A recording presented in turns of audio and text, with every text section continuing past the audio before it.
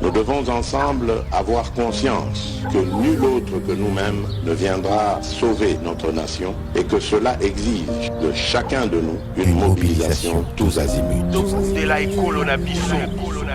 Bana Congo, ekomitango to telema, to simbana na loboko, pe to sala pona ko bundela ekolo na biso, etando mobimba ya ekolo pe ko batela ndelo nyonso ya ekolo na biso.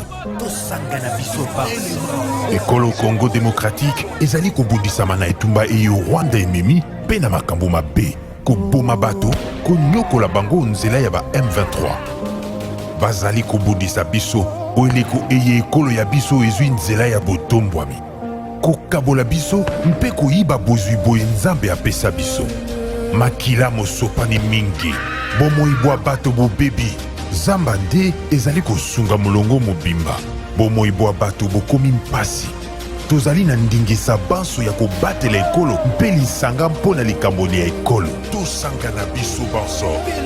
Totia pembeni makambo na biso to pe politiki. Tosanga na tobundisa banguna baye balingi kimia te nde likamboli ya biso banso tozala lisanga. Tosala ngele. Totika komona baninga mpamba mpe mbeba nyonso. Tolakisa motema mwa kosalisana na bandeko babiso baye bakutani na makama mabitumba. Tosanga na biso banso. Topesa maboko mpe tozala osima ya bilombe babiso ba FRDC mpe na misala minene mia ekolo mpo ya kozongisa kimia mpe bokengi. Lisanga tobundela ekolo na biso mpe tolonga etumba eye. Batela ekolo, bendele ekoya te.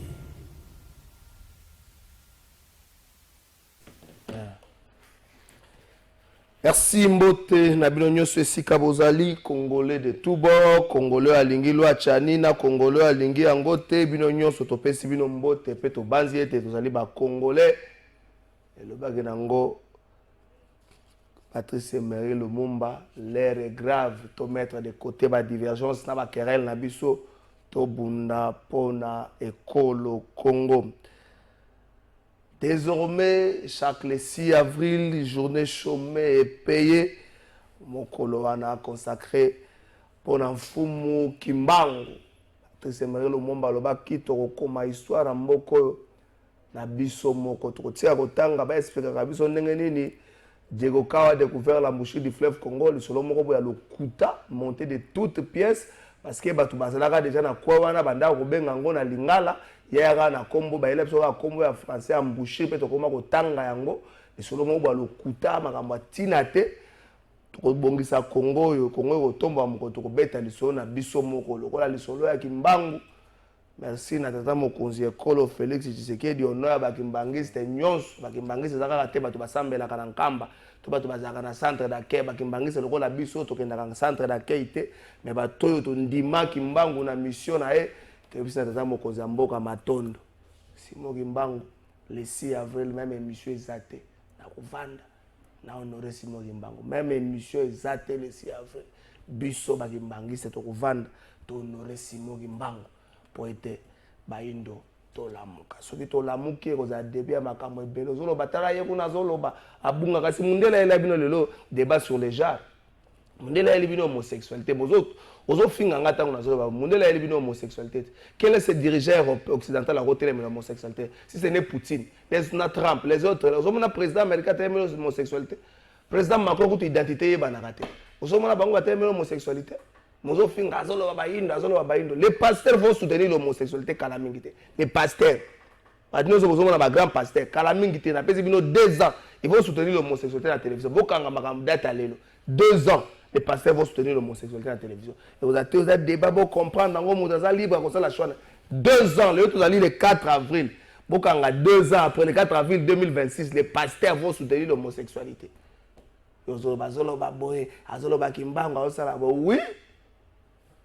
Mfumu Kimbangu la voix ko bigisa moindo etali yo na déplaise à certaines personnes azolo babo etali yo sala osa sur la télévision, longue, mais au moins, m'attendre un chef de l'État pour être endimi, c'est là. Kozongisa lokumu pona Simo Kimbangu pe bato nyonso bandimele congolais nyonso pe Afrique dans son entièreté. Merci na tata mokonzi ekolo. Mardi 4 avril 2023, République démocratique du Congo, héritage ya ba congolais nyonso bokabwane zalate ya ngambo moko peto ya ngambo mosusu bokabwane zalate to linga mboka oyo koleka nyonso kofunda pe lelo ezali.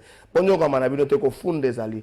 Na cadre ya basango mokolo ya lobi ministre Patrick Mouya, porte-parole du gouvernement, à la briefing hebdomadaire, briefing à Liboso, dans le gouvernement après réaménagement technique, il y a gouvernement Sama, le Conde, le gouvernement Samade, à la briefing Mokola Lobby, Tata Mokoze Kolo, Félix Tshisekedi na Malobana, à qui na conseil des ministres, a rappelé qu'il y a ministre Nyonso, ba mission na ye, c'est-à-dire Mosala ou Azali na Yango, a rappelé qu'il y a l'isolo Moussou.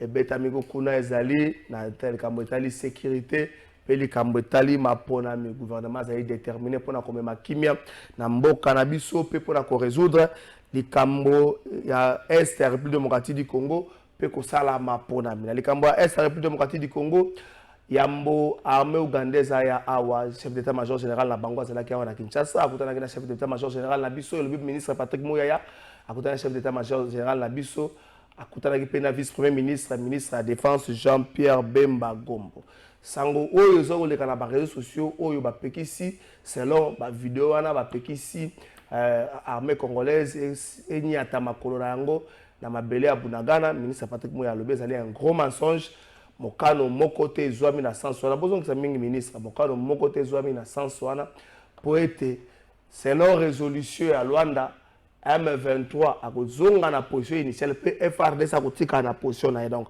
mokano moko te ezwami na ndenge wana ya kopekisa M23 anyata makolo na ye na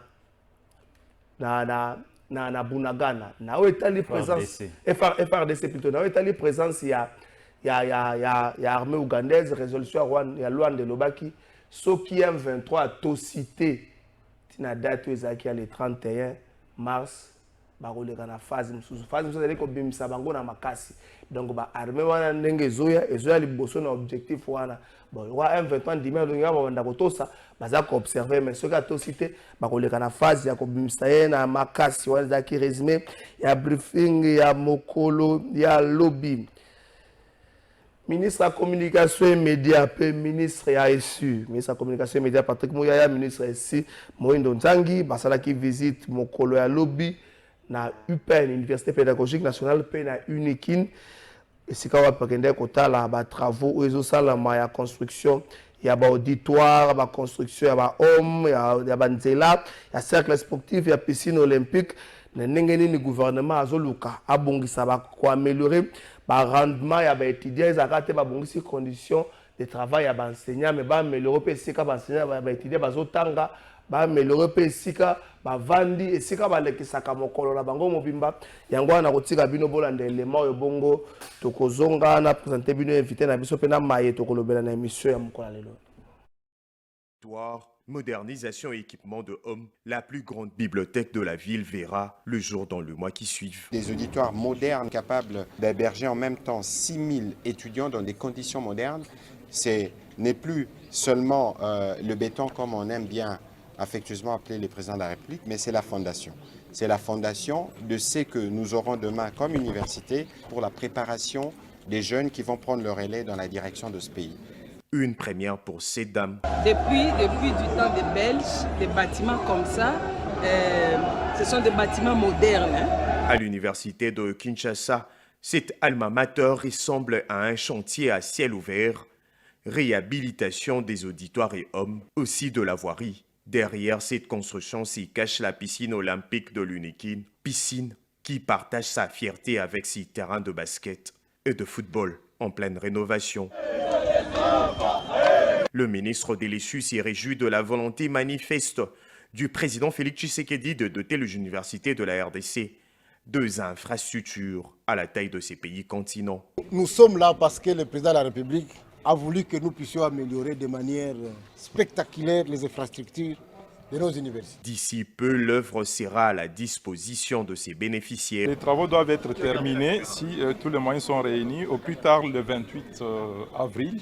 Le recteur de l'UNIKIN appelle la communauté estudiantine à garder jalousement ces plans de développement déjà amorcés. Nous devons montrer que universitaires, nous sommes capables, nous d'abord, qui gérons, de les gérer en hommes responsables et nos étudiants de l'utiliser pour que les générations futures soient réellement fières. Petit à petit, les universités de la RDC commencent à porter leurs plus belles robes et refléter l'image voulue des institutions universitaires en termes d'infrastructures.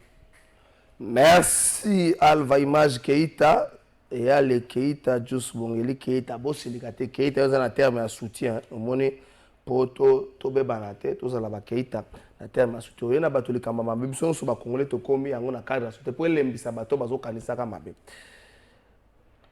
nani orchestraka kuyiba na ba régie financière ya mboka na biso nani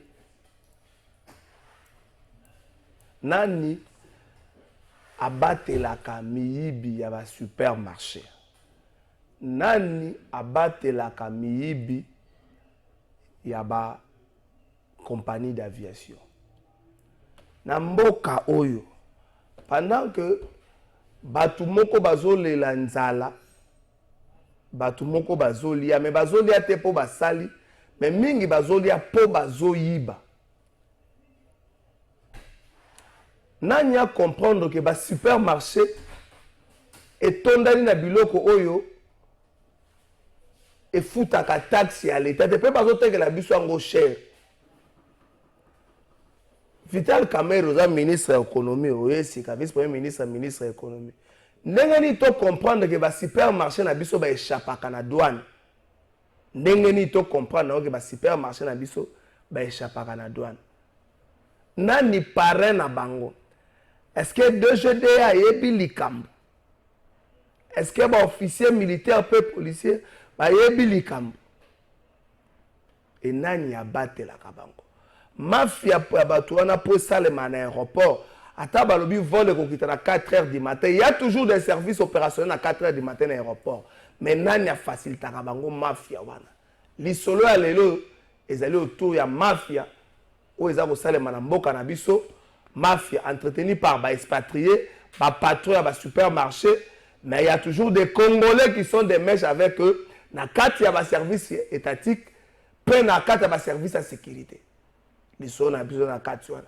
ndenge tobandi bo ofungoli déjà kayo olingo loba trésor alinga loba nini plainte mpe tozobongisa bongisa na yo bongisa yo okendaka kofunda bato bongisa mais ntango tovandi boye mouchoir ya papier ebongi ezala 200 francs mpo mafia eleki na kati mbongo akanyaka oyo bazopesa yo yango nde ezopermettre ke mouchoir oyo ekoma 500 francs toloba te na verifiake pa libanais moko bayebisi nga nde kozala calme mbongo apesa na bakonzi ya armée mpe ya la police eleki ebele esengi amatisa biloko bakonzi ya armée mpe na ya police surtout baofficier généraux biloko oyo bazwaka epa baexpatrie moyebaka bandisa biloko na to ya malamu ya te conséquence nango biloko efo mata un seul invité na émission na biso ya mokolo lelo oyo mayele alobi yango tokolobela ya oyo bozobongisa badossier etali bino ya bote sei napesi yo mbote Mbote ndeko Trésor Kalafay, merci pour l'invitation. Mbote na ba Kongomani bansu ba Rwanda biso na ngonga oyo, na équipe technique no mobimba. Na kanisi toza disposé pour toka ko yanula maezamba mituna et puis pour nous éclairer un peu l'interne ya ba Kongomani. À qui profite mafia nyoso salemaka na mboka na biso? Je me pas que ça va secteur minier parce qu'ils a na table na biso te lelo mafia na ba secteur ba supermarché za biloko etoshaka biso au quotidien eza zosombela mwana jouer eza zosombaka ka jus eza zosomba mapa eza zosomba stylo boy etoshaka biso au quotidien. À qui profite cela?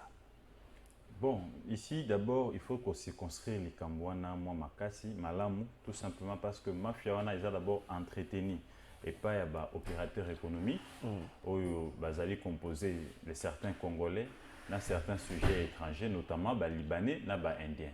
Et ils travaillent en réseau avec service Nyonso Oyo ezali na nzela na bango. Congolais, Libanais na Indien. Ils s'arrangent toujours, les Chinois peuvent comme la mafia makasi, il faut que ça peut les Chinois. Ils s'arrangent toujours, il y a cause na parapluie. Donc, continuer sur bazar nommé. Continuer sur bazar les autorités politiques. Ils s'arrangent toujours pour mettre la pot de vin. Et certains de l'administration, quand ils ont un réseau na bango, il y a un moment na batba ko tombola ka banda ko tongo midi pourquoi? Mo sonné ko uta wapi et ça ko uta effectivement na ko détourner, n'est-ce pas?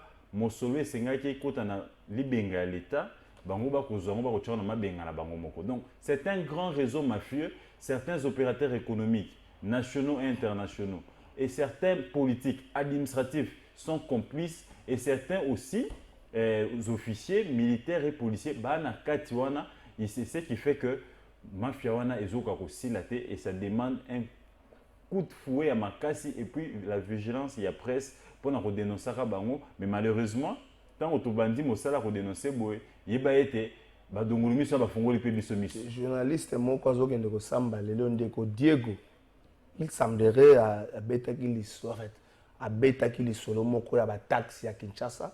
Il semblerait à betaki souvent ba taxi ya Kinshasa comme entreprise moko bimaki mbala moko baluki azakutero ya kobata mazo vivre na clandestinité. Vous pensez que la presse peut faire face na bato bazako détenir mon solo?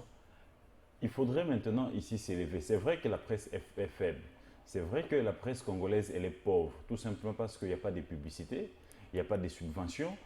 La majorité de la presse, nous vivons, n'est-ce pas, au dépens, il y a Beba au Kambamboka. Et vous savez que la main qui donne, c'est la main qui dirige. Et des fois, nous sommes étouffés. Nous sommes limités de mener certaines enquêtes. Nous sommes ici, n'est-ce pas, moi, ma limite est belée. Tout repousse en tête tout simplement parce qu'il faut tout répondre aux besoins de ils allaient à scolarité à Bana, paiement à loyer, survie à Bissomoko. Et tout ça, ce sont des conditions qui font que la presse moyenne est en toute indépendance et liberté et zapendate tout simplement parce que Bakambiamboka bazako organisé n'est-ce pas cadre à malongate pour s'épanouir pour ça librement. Sur d'autres cieux, les médias vivent des publicités. Sur d'autres cieux, les médias vivent des subventions de l'État. Mais ici, il n'y a pas de subventions, il n'y a pas de publicité, économie est là. Et donc, tous ces médias ont des abonnements dans des ministères, dans des entreprises. Attends, monument fait une entreprise, son le parle. Attends, monument fait une entreprise, son le parle. Place moi, li pas ban et bimak.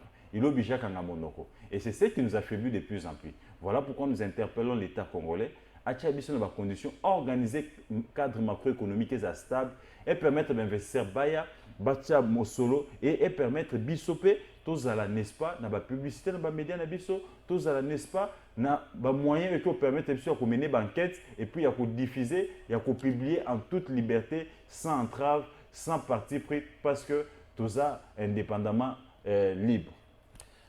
Moussala Tozo, c'est ça que Yangwana, c'est une grille publicitaire. Yango Moussa Tozo, personnellement, Moussa Nao, c'est ça que Yangwana, grille publicitaire. Pour le lot, dans le journée, ça a plus Moutamatolo, ça a plus Mandia. Publicité sur le Nango, yo sali calcul que nous faisons par seconde, dans Congo par exemple, pour une minute, on peut s'engager 5 divisions par jour, on peut s'engager $1,500 le mois. Moutoumon, côté moi, 20 diffusions par jour, on peut payer $100 le mois. Si vous avez attendu l'audience, c'est vrai, on a ça. Attendez ici, Banzembo. Attendez ici, film. Théâtre, éducation, zate, balandagate, basanini, balandi. C'est ça que tu as zélo na terrain. Terrain, sous-souté. Mais ça veut dire tarif et grille publicitaire. Je pense que c'est ça qui a limite à résoudre des problèmes. Tout simplement parce que ce problème-là, il est national. C'est un problème qui touche, n'est-ce pas, le gouvernement Nabiso. Il y a ça la part, le gouvernement ça part. Ils vont faire la grille publicitaire pour quelles entreprises? Vous avez combien d'entreprises ici qui vont amener la publicité? Il n'y a pas d'entreprise. Il n'y en a pas. Et les peu d'entreprises qui sont là, ce sont des politiques. Il faudra ici organiser cadre investissement. Laisser les investisseurs cotiser mon pourcentage, venir investir dans le pays. Et tant qu'on va investir à Bakoya, ils seront obligés de concurrencer les alliés. Vous n'avez que 2 boissons, 2 brasseries. La brasserie, il va y avoir c'est un méloteur au mélange. C'est comme 4 5. Concurrence, c'est comme sur le terrain. Bailleurs, plutôt, comment ça s'appelle?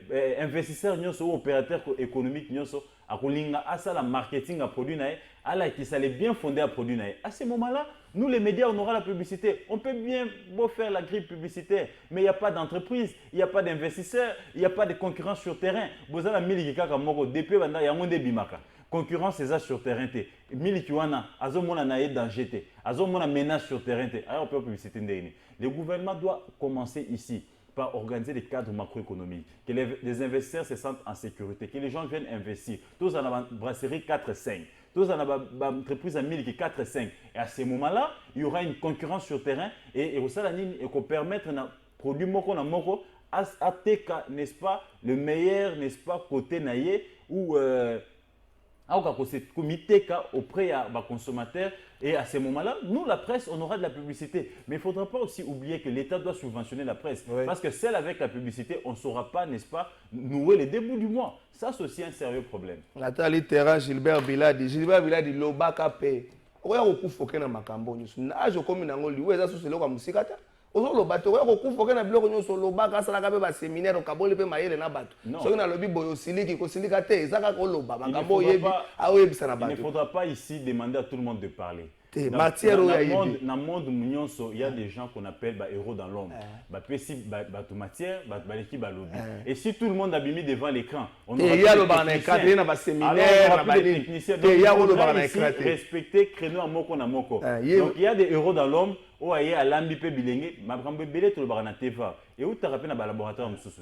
Et ces gens-là, on ne doit pas tous les demander de passer à la télé. Peut-être partant de leurs fonctions, partant de leurs relations à régime, les papiers Gilbert, trop entré dans le régime. C'est ça que vous nommez était consultant. Consultant moko permanent. Matière Rezali. Matière Rezali. Tout ça, bilingue toi. Mikolo baza pembe na biso pona relaxa. Gilbert Biladi matière réelle. Mais pour le bané botia le balinga gané makamwate bo. Kolo bana ba cadre moko fermé ba tu baza moi 2-3 séminaires. Alors le bané moi pas qu'on fait des fonctions FF ya kat. Et par contre, la maison, soit maintenant, on a n'enga bête, na lobby ma bête, na fingi moutou. C'est ça que beaucoup aussi les capables, na fingi moutou, na lobby na ma bête. Ça aussi, il faudrait que notre, c'est toujours le gouvernement, c'est toujours le problème. Je reviens au gouvernement. Sur d'autres issues, il y a des cabinets. Oh, le cabinet n'est-ce pas, il y a consultance, le cabinet n'est-ce pas d'études. Moussa n'a pas produire des idées. Pour produire un projet, PC entreprise, tout PC institution est porté en haut. Mais malheureusement, on a des experts en tout. On a des experts en tout. Expert Noël Chani, après pour la porter en haut. Et c'est comme ça dans tous les secteurs. Il faudra ici se dire, mais pour que cela, et là, dans Zoto, et c'est une économie en boka, et la stable peut permettre à l'entreprise, et permettre à l'institution, et à la mesure, il y a que ça, moi, fonds, des fonds secrets de recherche. Beaucoup qui utilisent n'est-ce pas, pour exploiter l'intelligence et belé. Merci. Bon, tout le monde a une série à l'élément. Tout à l'heure, avion kita, avant tout ça, commentaire. Alva image, l'élément, on a komaki 1. Total, avant tout décortiquer, nous sommes OK.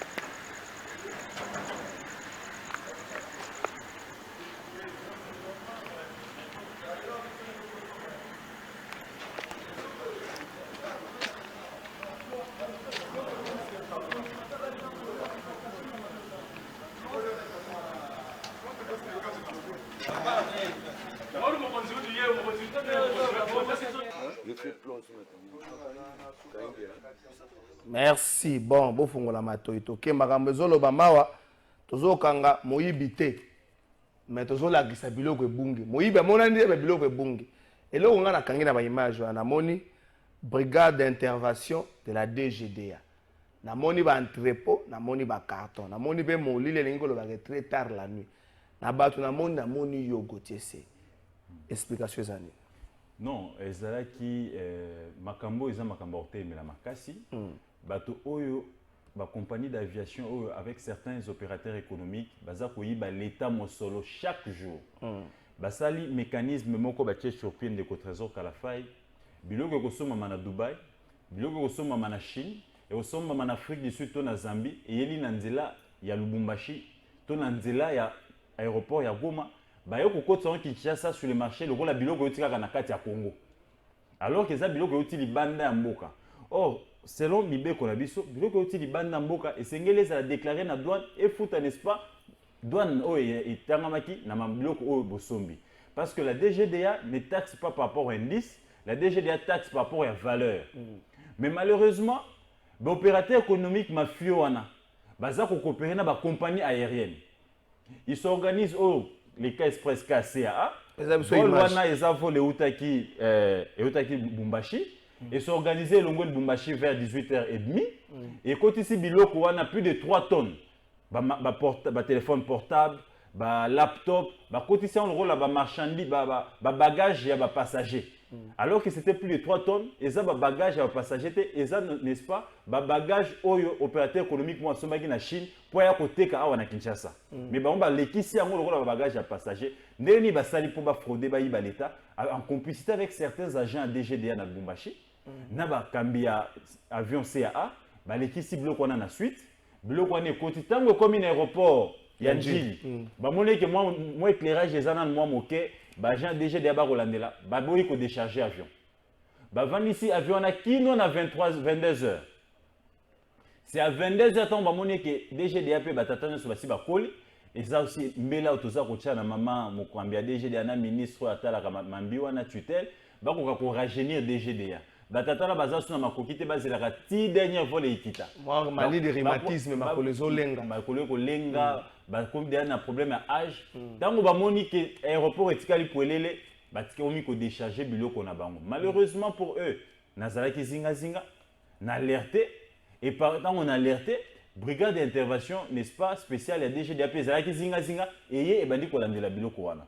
Tango bandi ko décharger. Normalement Mobeko le que tant pour décharger biloko ya lolenge wana et sengeli ekota na entrepôt ya DGDA. Ce qui ekota na entrepôt ya DGDA, bolakisi sikoyo document oyo ba déclarer na niveau Lubumbashi. Mais fona bo banana rolakisa ba facture d'origine. C'est bo sombelaki pour DGDA lokola taxaka na valeur ako ko sabino et lokoyo et sengelo futelango bano autant et puis DGDA zum mosolo nae apesio sikoyo n'est-ce pas bengaka quittance ce qui formulaire na bangwana obimisi biloko qu'est-ce qu'on a entrepôt privé. Mais malheureusement tant que biso to check caméra to rolandela na boke nyonso to moni CA kitisi biloko mbala moko koti na entrepôt DGDA et koti na ba camion ya CA mbangu ti na entrepôt privé et bimi pe na aéroport na modeli wana ndenge ni sans document parce que zali eza valise ya mutu te eza téléphone mutu asimbi na maboko eza mutu na ba carton ba téléphone to zali to na to rolandela brigade bandi kolanda malembe ngai pe ndegouté to landi bango to moni ba koti na 4e rue na entrepôt ya CAA ya 4e rue ya on est à la nzela industriel to komi wana certains agents ba boyimi to ka DGDA kota na kati 2-3 agents DGDA ba kota na kati ba séquestrer bango zongisa no na CAA wo moni na temi libanda na ko filmer ba ko boya ba kota na kati et il y avait 2 agents à l'intérieur jusqu'à 1h30. Ils ont séquestré les agents de la DGDA jusqu'à 1h30. Babengi général Silvano Kassoum. Babengi soki batwa ane motomorota monani. À part presse. Tango basali sumbela to bakisa presse mususu na kanisa na benga ki na bengi de kotosua yo le kaite de kotosua zwaki biso de presse to ki kitabisika wana. Agent moroté à la police, agent moroté à ANER. Alors que les agents de DGDA en pleine mission étaient séquestrés dans l'entrepôt de CAA. Parce que Voilà, ils ont été séquestrés. Et alors, Jekoko Moulma et les autres, ils n'étaient pas en mission de service. Mais eux, ils avaient un ordre de mission, qui en pleine opération et en plein service. Et on va séquestrer des agents de l'État et pas à CA. CA, au hasard, il y a un béba, à Mimi Biloko, sans qu'il y ait un document à douane, à Mimi Biloko, il y a fraude. Donc, il y a CA, Azali complice à ma CA, Azali. Entre compagnie aérienne azako yiba l'état mosolo tongo midi pourquoi ako coopérer na ba mafieux ba opérateur économique ya lokuta ki moyibi o ba ko kotsa biloko na ndenga ki moyibi bango se ande ba ko faciliter bango ko kota na mboka yango ndo moni ba séquestrer ba gens to lobi to kolongwa te lokola bino bozana ba parapluie lokola bino bozali na bato oyo ba ko tala biso to kotala awa presse yali awa DGDA pe to kolala awa kitoyeba nanya yali oyo za CA bato ba mutu ba chazi ba CA bazo mabiloko te awa ce que za lobi nango le lendemain c'était le 12 c'était le 12 mars oyo za le 13 le lendemain on a fait pression CA bangi tango to fongoli ba caméra ba fongoli to koti DGDA zumbano alobi lokola bino bwana mukanda moko te ni facture d'origine ni facture ni document déclaration ya douane toza ko kanga biloko to kene nango inde la direction générale ti kino mokolo kolo biloko koya aya ko lakisa biso mikanda na ye ba bité biso tozaka avionnaire to memaki marchandise to zela lobby kolo biloko aya ba sele bazu biloko nyonso bazongi na kati ya ba camion CA ba sele ba camion CA bazu ba piquer pour mona DGDA ba coffrer camion CA ba boy biloko bima ba agence DGDA ba lali wana biso presse to longo wana na 2h30 to mi petit rendez-vous na 10h pour to totala nani kolo biloko balakisa mikanda. Le lendemain on revient à 10h kolo biloko komonana te. Mukanda moko te komonana. Alors DGDA s'est imposé dès bakangi biloko moni ba ko décharger ba kotina ba camion à DGDA ba memi en la direction générale. Et 3 pick-up à DGDA et sali 4 tours. Donc c'était plus de 4 tonnes de marchandises. Et c'est l'homme information tous sur terrain. Ba ordinateur nyonso mona na zandu.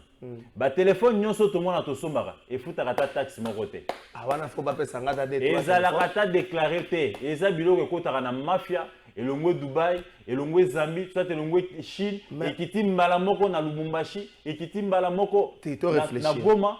Et à partir à Goma na Lubumbashi, ba profiter na ba avion domestique et oyo ba continuer na fraude et sur le marché. Sans payer. Et longwe Chine, Dubaï, Turquie. Et qui tient à Goma, toi à Lubumbashi. Tant que tu as Goma, toi à Lubumbashi, faut que tu taxes à ta moto. Et faut que tu taxes à ta moto en complicité na bagent douane ya Lubumbashi, toi à Goma. Il y a un moment où c'est maman DGA, ou la DGDA ou Azasiko, c'est maman DG. Et c'est ngeli awa tous ba sanction. Awa après ça koti makam oil. Na kende kuna il y a 2 jours. Na DGDA pour na Hollande la même dossier. Na ke ba la kisinga biloko. Biloko ezara. Eza toujours n'entrepôt DGA. Déjà la kisaka biso mbongo na kalambongo moko bakangaka. Te biloko yali kolo biloko amonana te.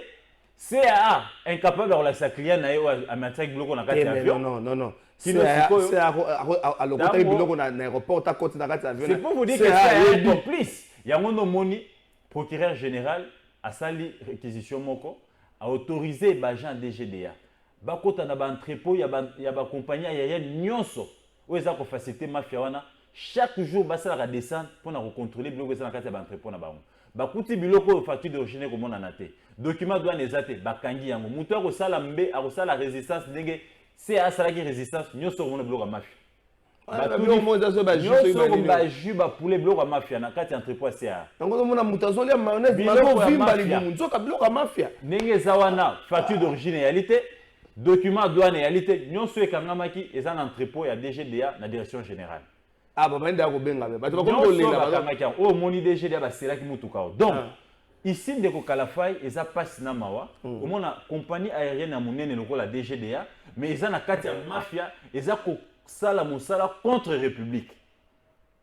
Ba ebisingai mbano pe ko pesa la DGDA et plutôt mbano ko pesa la CA et c'est ngel CA pe za la taxer afuta pe pako. Il faut fouta ba pénalité parce que ça me pour avoir d'abord séquestré pour avoir séquestré, mais aussi pour avoir fait une résistance et pour complicité. Pour na 3 infractions, CAS Sengeli Azala taxé, donc à toute pénalité. Les aéroports à contrôler, aéroport à Goma, aéroport à Lubumbashi, passage ya nzela makolo Lubumbashi Zambie il faut contrôler yango po selon yo bilo monsieur qui taka na Zambie et katisi awa na par exemple ba supermarché comme on a oyo ba mafu ba malala nyoso mona ka supermarché bilo et biloko nyoso mona ka euta ka Afrique du Sud et euti Zambie selon l'information na niveau DGDA et ekota na butu soit côté liba Congo soit côté liba 4 heures 3 heures ba bandi ko kabola na ba supermarché pour ba nini l'État za rolala donc mafia est à un niveau moko élevé. Bah supermarché, tout ce que tu vois dans les supermarchés, il y a mon omoni, procureur général a PSI bango, brigade d'intervention spéciale DGD a PSI bango autorisation. Il y a kokota qui non dans supermarché, kobanda ko tout na ba facture d'origine. Il y a biloko nyonso ba kuta ba supermarché. Ceux qui ba moni facture d'origine te, ba moni document douane te, ba kangi yango, ben na on entrepôt, ba taxé na yo supermarché na kolo biloko. Olobaki awa DGDA et mafia ils ont seulement en complicité avec certains agents il y a DGDA. Exactement. Procureur copé ça bango makasi ya ko contrôler ba entrepôt ya ba compagnie d'aviation les armes abete. Ba mesure ni procureur mesure ni direction générale à DGDA. Na procureur ba mettre en place pour na ba agent véreux. Ba to rozala ya kenda yi contrôle na CA mais ça na ba na misa to bango ba ke otanga Lubumbashi billet za mo passe. Déjà,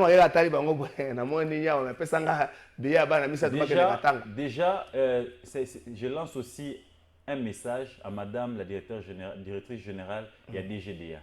Pour ces dossiers, il y a CAA. Il y a plus de 4 tonneaux Bokanga qui le 12 mars. Nous attendons des sanctions exemplaires. Nous avons douanier ou facilité qui mafia au niveau il y a le Lubumbashi. Et nous attendons ces sanctions. Ceux qui sanctionnent de mon côté, nous allons, n'est-ce pas, ici tirer toutes les conséquences pour comprendre que la complicité est à un niveau, il y a direction générale. Parce que, excusez, on suppose que direction générale, la direction provinciale au Katanga, Bayebi, Baja ou Bafekta qui est l'aéroport, il y a l'Ouanou. La mission, il y aura une mission. Ça va faire 2 mois de comment journaliste est en plus. Ayaka, mais il y a la vidéo, la photo. Alobi diamba moko va fait tomber en cocaïne bizima ba tuma limbisa diamba moko cocaïne moko et les kakapé même na aéroport na drogue na butu oui comme on a Polé Charoni Polé ça éditeur à journal moko Albeta li solo a quel de kaka na aéroport na biso na butu échappaka na DGDA mais tant yo zolo baké ce qui sanctionné cette histoire dans 8 jours et comme ça là 1 mois olobi depuis le 12 mars. Dans 8 jours, et comme ça, là, 1 mois. Jusque-là, pas aucune sanction, pas aucune interpellation, même pas blâme ya pamba na batu ya Katanga.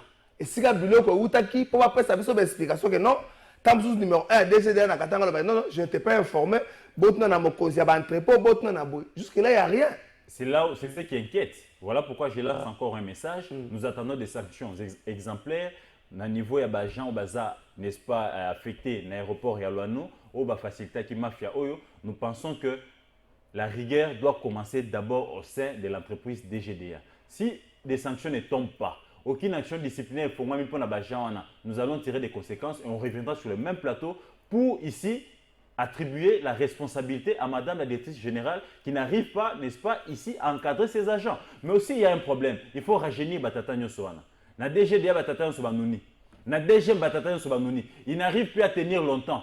Et la compagnie d'aviation Bayebi et batata banuni, ils s'organisent à atterrir tard. 22h, 23h, ils savent que tata monte au hôtel Martino Ngongwana. Et si ça d'autres CLB, il faut rajeunir Bajan DG, il faut rajeunir Bajan douane et il faut les mettre dans des conditions pour ne pas, n'est-ce pas, à la tenter, n'est-ce pas, na ba corruption au batinto ya ba CAA, na ba opérateur économique ba indien, ba libanais au ba kosala. Au moins chinois mo ba kangité.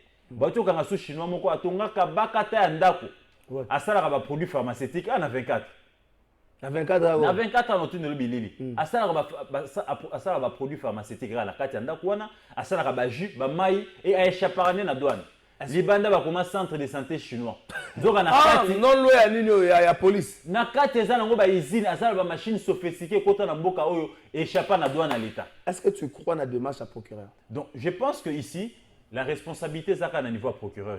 La responsabilité, c'est aussi au niveau des responsables à DGDA. Ici, on a ici quand même... Ils accusent une certaine largesse dans la prise de la décision. Largesse ou faiblesse? largesse n'a faiblesse. Les deux. Nous attendons ici de la direction générale à DGDA la rigueur, les sanctions exemplaires pour, n'est-ce pas, décourager Baja Verre Oyo, Baza Nakatia Mafia Oyo, Baza collaborer dans les sujets indiens, libanais, dans certains Congolais qui sont dans la mafia pour, n'est-ce pas, ici, torpiller les trésors publics. Mais d'un côté, c'est que les procureurs généraux viennent de faire, c'est déjà un premier pas. À ça, les réquisitions. Et maintenant, aux agents de la DGDA, il y a fournir l'information nécessaire à procureur général pour Kangabami Biwana. Parce qu'ils ont des infos. Gauthier, c'est tout candidat que Congo est Allemagne. Tous on appelle ça au Congo. Les Allemagne, les Belgique, les France, les Congo. Na Kinshasa oyo, to vanda. Bombe bandi makelele bakenda ko kanga. Soki libanais, soki indien, soki chinois bato baza ko la bombe côté à babenga nyango baoba, c'était mo ezakala monene babenga ngo baoba. Na ma campagne bakanga batatana. Oyoka procès, oyoka poursuite, vous avez journaliste yebesika bazali. Mais bombe zo continuer ko teka malelo yo, bombe zo teka ma esusu ya ko bata mate. Mutuka moko te na ndimite ke catalyseur result susu na Kinshasa. Il faut vérifier ba kara ba ministre so za ba catalyseur. Po bombe catalyseur yo so bazolonga ba teka bombe. Il n'y a pas eu de poursuite, il n'y a eu aucun procès. Ba procès, ba sanction, ezali pona ba faible na mboka na biso. Est-ce que zo bossa na yango? C'est ça aussi la faiblesse de notre État. C'est ça la faiblesse de la justice. Tout simplement parce que secteur mon côté kotambola malam. Certains juges, certains magistrats sont entretenus par l'opérateur économique. S'il faut qu'un journaliste c'est pas le bas qui passe à ma casse. Certains juges et avocats et plutôt magistrats sont entretenus par l'opérateur économique. Voilà pourquoi il faut ici améliorer les conditions de travail. Mais nous devons ici commencer, l'exemple doit commencer d'en haut. N'est-ce pas? Nous attendons ici, tout le monde a suite logique, il y a réquisition à procureur général. Procureur général, c'est à réquisition. À PCANGO, n'est-ce pas, il y a un agent à DGDA. Et les juges sont alertés. Tous les juges sont en infraction, n'est-ce pas, récidiviste, et nous, la presse aussi, on doit continuer à faire notre travail. Nous devons continuer à dénoncer. Et nous attendons ici des pénalités, n'est-ce pas, pour la CAA, pénalité, pour la marchandise, même s'il n'arrive pas à se présenter comme Mokolalelo, il y a un sujet indien au Banazambo. Voilà aussi le ministère de l'économie. Na pesi moi mi caméra mbote mais na aussi poids longa et sengeli ko recruter ba inspecteur d'économie ebele ko former bango ko tia bango sur terrain et ko tinna bango nanu bisika bikaini oyo ba commerçant na osomba marchandise parce que tu sais loko ya liboso o échappara na biso la plupart de nos services il y a l'état baby ba prix d'origine ba prix d'hygiène ba éviter. Donc, commerçant épicier. Oh, si nous avons avec ton téléphone, si nous avons des vrais il faut des descentes sur terrain. Il faut que des inspecteurs, quand tu achètes en gros, il y a un prix, il y a des réductions, il y a beaucoup de choses. Oui. Il faut que des inspecteurs arrivent à faire des descentes dans la Chine, dans Dubaï, pour arriver, n'est-ce pas, à ressortir les vrais prix. Mais c'est vrai que nous avions nos marchés, nous avions une économie libre. Mais il faut quand même que le ministère de l'économie arrive à orienter les prix, arrive à orienter les opérateurs, à asphyxier le peuple. Parce que l'État n'a jamais été capitaliste. Nous attendons, n'est-ce pas, ici, il y a des GDA, des sanctions, mais aussi à rajeunir, n'est-ce pas, Bajanaï. Bajan Bassi Banouni. DGA, na DGA, na DGM, na OCC. Malheureusement, dans ma OCC a zola la pépongi. OCCP a zola office de contrôle. Il y a fait à la mouka. Mais t'as la OCC, na OCC boché, DG nani, moto ba bengana na mosala. Mais l'actuel DGA OCC. L'actuel DGA OCC, c'est un ancien, c'est d'abord un médecin de formation, ancien.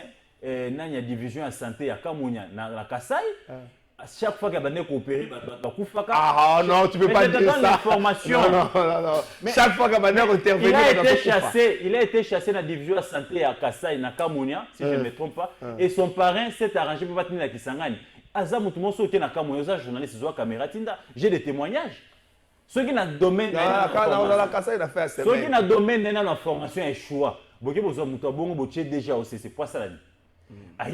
OCC ça organe technique. Bozu muto ayebi ma directeur technique pembe na. Non mais attendez. Lui-même doit avoir une compréhension générale de la chose. aux unes OCC, tant en Kassinga OCC, c'est maintenant Mabé, on ne peut rien s'attendre. Il y a des OCC qui ont gagné. VCA, Moulouba. DG Moulouba, DGA Moulouba. DGA Aza dynamique, Aza dynamique.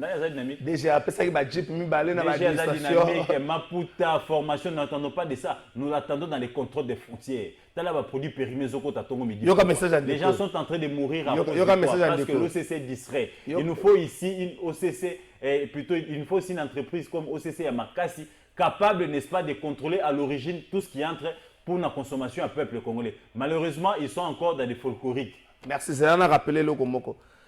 Chers députés élus nationaux, président Mbosso, c'est vrai, Mongachu Jazo Samba, mais journaliste Azana Moussala, Aza historien du présent. Il faut rappeler la cabine au Makambo. Na plénière Moko, et les entamba, tombola Mungongo Pona Kolobake, ba sardine ni, oyo bazo tindeke na gisanga neza ya kobeba. Moi, trésor qu'à la fin, il y a plateau de vérité. Vous savez, par exemple, les médias, ils ont vérifié les caméras. Bango va faire sa explication à Bango. Bakolo entreprise, on a posé l'entreprise comme on a posé l'entreprise, on a limité na poids lourd. Va faire sa explication à Bango. Tant que tous les gens ici, on a député pe bayaka et les uns en tête, il y a équipe à député. Pour ça là, contrôle parlementaire, enquête parlementaire. À d'autres non pas une équipe. Ba Indien, ba Libanais, ba réquisits les airs. Commission vanda til le lo. Sardine ani oto liaga na Kinshasa to ebide so ke za malamu to ya Assemblée provinciale, Assemblée nationale bo vanda kimia et pourtant dossier banda ke pana bino. Et les airs comme ministre. Bon boyko papa. On a nommé les airs ministre national chantre et glissement et protecteur des intérêts des 21 000 $ des députés nationaux. Et les airs députés nationaux. Il ne faudra pas ici venir parler d'Eliezer. Eliezer, c'est un cas perdu. C'est quelqu'un qui a profité de la naïveté à peuple congolais pour avoir un mandat. Mais après avoir eu son mandat, on a compris que c'est un ventriode. Zamoto azoka lipanaï. Au moment que les airs d'États unis azo pepa neige. Il y a un rêve les airs azakina. On ne peut pas neige ni s'il vous plaît. Eliezer aujourd'hui il est là pour défendre des Jeep 21 000 $. Autant 14 000. Bah on va débuter à 3 salaires. Finalement vrai salaire est ani. Et c'est Eliezer au fond. Eliezer est devenu populaire pour un combat anti-glissement. Aujourd'hui, Eliezer est chantre à glissement. Oh non, on ne peut pas aller aux élections avec un pays à guerre. La guerre n'a pas commencé avec Tshisekedi. Tshisekedi a hérité la guerre. Donc vous comprenez que pour moi et pour le peuple congolais, Eliezer est aujourd'hui présenté comme Judas Iscariote. Merci. On a peuple congolais. Merci. Bonjour, Ndeko Trésor. Et là, le journaliste à la Kissi ezali goutte d'eau dans l'océan. Ba frontière na biso nyonso eza ba centre ya mafia na mboka na biso avec beaucoup de complicité. Fidèle Tolumba. Bonjour Ndeko Trésor na lingi na yebisa Ndeko Seya continuer na contrôle citoyen et surtout AYP na route ya Kindele po makambo ezo kende mabe. C'est ton frère Toussaint Boutsana, président national de la Nouvelle Force du Changement. Merci Ndeko Toussaint Gauthier Seyoki. Et ça sur une frontière le rôle est loufu. Regarde les vrais problèmes qu'il y a ici. Pour arriver, n'est-ce pas, à commencer à corriger ces problèmes, il faut que nous puissions avoir un OCC fort, Office congolais de contrôle Yamakasi, DGM Yamakasi, et puis DGDA Yamakasi. Mais on ne peut pas espérer quelque chose parce que OCC déjà, il faut oublier. OCC, il faut oublier parce que les DG, DG, DGA, ils ne sont pas à la hauteur, il y a Tacho Bapesi Bango. Pour une petite entreprise privée comme RTGA, elle n'a pas pu gérer. Comment elle peut gérer une grande entreprise comme RTGA Zalit. RTGA Zalit. C'est un bien familial. Et c'est la même composition. Vous allez mettre dans une entreprise nationale les PCA Kassayen, les DG Kassayen, DGA Kassayen. C'est comme si vous avez fait Mikolo Moussoussou. Alors qu'il faut jouer à l'équilibre. Les DG lui-même, dans le secteur d'action, où il y a un médecin de formation, a échoué. Vous attendez d'une personne comme ça les résultats dans le secteur ni Moutouni Makol. Et d'ailleurs, il acquise beaucoup de faiblesses dans la cohérence où il y a ça. Oui, aujourd'hui, DGM. Faiblesse, c'est ça, ma casse dans le niveau DGM. Bah, toi, DGM, nous sommes battus. DGM, c'est pour l'aéroport. Les journalistes, c'est un opposant. Qui va mafia, les Chinois, les Indiens, les Libanais, les Okota, on me dit pourquoi. Ils sont fatigués. Ces gens-là ont vieilli. Pêche, pourquoi pas, c'est un kabiliste. Tangilanga Libanais, un sujet indien, to Libanais, Bakanga, parce qu'ils sont dans la mafia matin, midi, soir. La DGDA, il faut rajeunir. Donc les deux ici, il faut rajeunir d'abord secteur agent Nabango. Bapé Sabilingé Makasi, au ban énergie capable de tenir 8 heures 16 heures, 10 heures du temps debout et capable de et les mettre dans des conditions acceptables. Parce que expertise est à moins d'âme. Mais OCC expertise est athée, il faut commencer par revoir la tête. Si le PCA peut donner quelque chose parce qu'il était syndicaliste, mais les deux là, on ne peut rien s'attendre. Les deux Kassaye là, DG na DGA. Tu as la connotation à Kassaye, je l'ai fait parce que c'est une entreprise nationale, cher ami. Je le suis Kassaye aussi d'un côté, mais il nous faut ici l'équilibre. Il faut aussi la représentation nationale. C'est-à-dire, aux Anabikolo presque représenter Nyonso et permettre à agent de se sentir en sécurité. Quand vous avez une seule tribu, na tête et entreprise, et ça qu'on frustrer Baninga Moussous. Moi, Baninga Moussous va se sentir en sécurité parce que la DGA se sent plus quinois que. Donc, il faut ici qu'est-ce que ça? La DGA se sent plus quinois que nous collés Baninga. Arrête de me dire ça. Bonjour, Nalimete. Je pense que pour chiter, OCC, il faut revoir le leadership. Leadership est faible. DGA, ils sont à côté de la plaque, ils ne sont pas en mesure de répondre, ils n'ont pas les épaules pour porter, n'est-ce pas, la charge à OCC parce que, par manque de technicité et par manque d'expérience. DGDA, il faut ici des jeunes, un nouveau recrutement pour permettre à ces deux entreprises d'avoir un nouveau souffle avec des jeunes capables de tenir longtemps dans la frontière, mais aussi améliorer les conditions de travail à Bajawana. Mais pour ce qui est de la compagnie d'aviation CAA, tu considères dans la compagnie d'aviation. Bonjour, la limité, jeune Moko, Bazalaka, Wana Pembeni, hôpital HG, Baderanjaka, sans tenir compte de l'autographe. Baderanjaka, chauffeur, Babotolaka bango, catalyseur, Oyotobengaka Bombé. Ah, na HG, je crois que patrouille de police de la ville province de Kinshasa, Sikayoki, à Rolokata la bango anapo, qui s'assa makambango pesa moi ming. Bonjour, Ndeko Trésor, personne de Kogotiembo, t'es vraiment courage pour na Moussala naye, Akosala, Azosala, Akosa la combattu mais jamais abattu. Na lela est fort, na ba analyse na merci c'est monsieur Jean Ushinga. Merci na Ndeko Jean Ushinga. Côté c'est baka oyo ya ba frontière na biso ezali légion et il y a un bateau au baza ko tirer profit nango. Difficile de remédier nango nangonga oyo. Difficile de remédier nango faut to lobango de remédier nango nangonga oyo. Ce que tu as par exemple ba dossier à péage au mituni péage de zakandeni pour ne ka so muta koti na péage de 3 jours a mbongo azola mbongo ali futi to mbongo ya mafia explication so ko tuni na famille so ko boyeba na ndeko na ba iniyo olingi ndeko famille bongate ba congolais malheureusement muta congolais na lola zate même ba pasteur ba seplaka na muta na 10 mais mbongo moyibi ça pour autant ko telemenaye et ça pas si to bundisa likambo et ça pas si to a réduire en même de moitié. Autant qu'il y a un deuxième, à traquer, à journaliste, à traquer, à opposer. Mais ça passe au moins un deuxième, à Kangi, Indien escroc. To chinois escroc, ça l'a raté. Quand il y a à l'époque, à Kaka Bango, to moni mois de temps. Mais ça passe la pratique à deuxième, chaque semaine, ça va Kangi escroc. Déjà, de Abanda, Kaka Mbongo, entré à Félix Tshisekedi, Kaka Mbongo, Moko Babombaka Awa, la direction provinciale. Til le deuxième, le Wakangate. Oh, écoutez, ça, moi, ma tata. Un mois presque après, explication. Vous pensez vraiment que tu retrouves gain de cause? La dénonciation toujours ça. Na ba démarche sur ça pour na koyebisa na opinion tango mususu biloko to sombaka ezaka moins cher mais au-delà de ça il y a la traçabilité circuit normal te pour na kokota na l'état na ba frontière na biso tala makambo eleka lufu wana ndenge zomona na kanisi matata ponya kangango ta lisusu te mafia na mafia. Est-ce que vous pensez que tu retrouves gain de cause la démarche balobaka soko moyindo ki belela biso tosala oyo ezali na niveau na biso ya responsabilité toza balancer d'alerte toza ko informer opinion toza pe ko alerter bakonzi ya mboka à eux maintenant de jouer leur partition. Malheureusement le mal est très profond ici on est dans une samino qui awa et sengeli sommet et banda ko résoudre likambo na repesa na fond la parenthèse moko au moins ba immeuble nyonso za repousser na vinette ba champignon souvent eza ba libanais ba chinois ba indien normalement pour tonga immeuble lo lenge wana Banque centrale appelle ça, il faut que la mosoromoko caution mon banque. La banque. Et vous savez les caméras commis. Mais même les immeubles nyoso et tonga makabali bana bazata na compte bancaire. Et tout ça, banque va beauté à vie. La banque centrale ba yebiango. Tous ces Libanais, tous ces Indiens, ils construisent sans caution la banque, son pakala. Et qu'est-ce qu'ils font?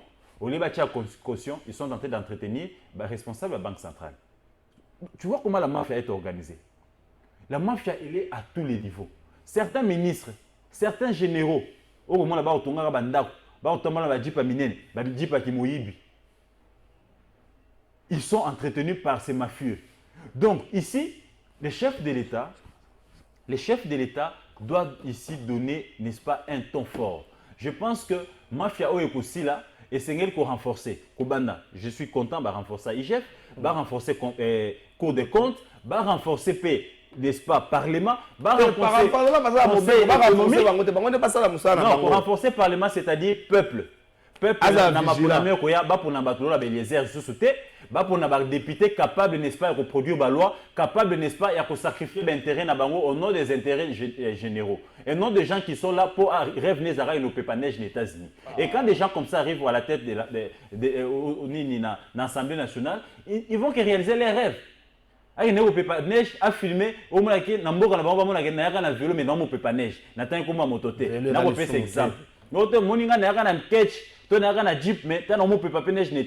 Donc c'est ça les rêves d'une. Oh, un homme d'État a pour rêve de servir d'abord sa population. Et là, c'est aussi le rôle de la population. Il faut ici sanctionner la population. En fait, la population congolaise est mature, mais moi je ne crois pas. Mature. La preuve, 2006, regarde, ils ont voté Kiboudi.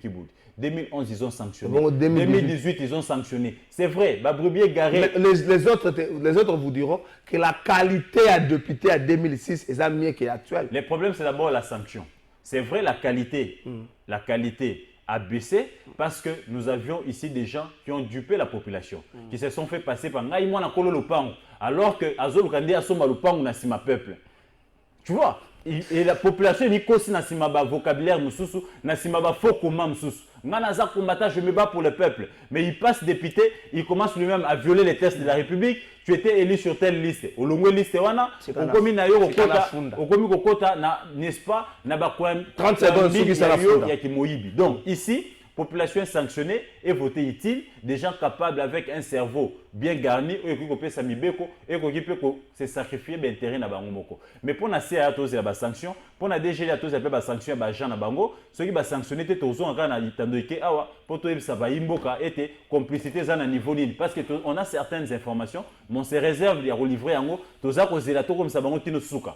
Donc chef de l'État, premier ministre, malheureusement premier ministre en premier protocolaire. Place Mbemba na kamere bazali te kana boy ko makama premier ministre na boy na ngai mais na ko belele kaka po na belele pas formalité mais ne bi ko sanelo ote bo fongola misu. Merci. Bonjour Trésor, c'est comme ça avec ces pays, vous détectez les délits mais vous êtes incapable de prendre des décisions. Pati Kiwanda depuis Lemba, merci Ndeko Pati. Nazo funda alva image toke na funda c'est là tanga message Ndeko ko silika. Bonjour cher, bonjour mes chers journalistes, pardon, parlons aussi pour la SCPT, vraiment depuis décembre jusqu'aujourd'hui même, pas un paye. Ah, bande quoi SCPT. Ah, bande quoi SCPT. Nalo banine. Ah, pe pour ramatadi nazo boloré. Non, na otanga komba boloré batu bazo sanga tika ko ya ko bomayo. Ah! Simogi Mbangu le 6 avril. Toke na Regina Funda.